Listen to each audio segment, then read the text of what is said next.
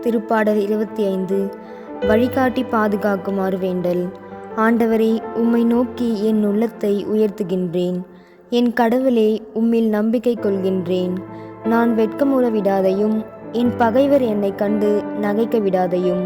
உண்மையிலேயே உம்மை நம்பும் எவரும் வெட்கமுறிவதில்லை.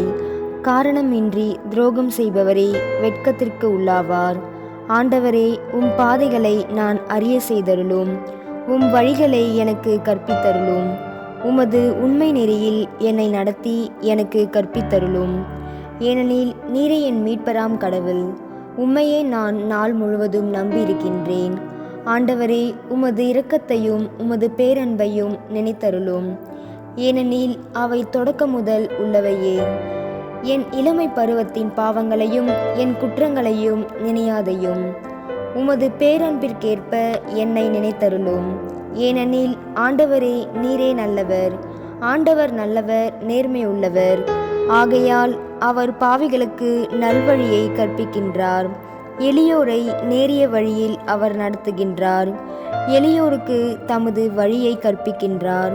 ஆண்டவரது உடன்படிக்கையையும் ஒழுங்குமுறையையும் கடைப்பிடிப்போருக்கு அவருடைய பாதைகளை எல்லாம் பேரன்பும் உண்மையும் உள்ளவனாய் விளங்கும்.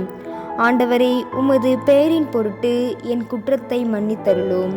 ஏனெனில் என் குற்றம் மிக பெரியது. ஆண்டவருக்கு அஞ்சி நடப்பவர் எவரோ அவருக்கு நாம் தேர்ந்து கொள்ளும் வழியை அவர் கற்பிப்பார். அவர் நலமுடன் வாழ்வார். அவருடைய மரபினர் நாட்டை சொந்தமாக்கிக் கொள்வார். ஆண்டவரின் அன்பறிவு அவருக்கு அஞ்சி நடப்போருக்கு உரித்தாகும். அவர் அவர்களுக்கு உமது உடன்படிக்கையை வெளிப்படுத்துவார். என் கண்கள் எப்போதும் ஆண்டவரை நோக்கி இருக்கின்றன. அவரே என் கால்களை வலையிலிருந்து விடுவிப்பார். என்னை நோக்கி திரும்பி என் மீது இறங்கும். ஏனெனில் நான் துணையற்றவன், துயருறுபவன். என் வேதனைகள் பெருகிவிட்டன. என் துன்பத்தினின்று என்னை விடுவித்தருளும். என் சிறுமையையும் வருத்தத்தையும் பாரும். என் பாவங்கள் அனைத்தையும் மன்னித்தருளும். என் எதிரிகள் பெருகிவிட்டதை பாரும். அவர்கள் எத்துணை கொடுமையாய் என்னை வெறுக்கின்றனர். என் உயிரை காப்பாற்றும். என்னை விடுவித்தருளும்.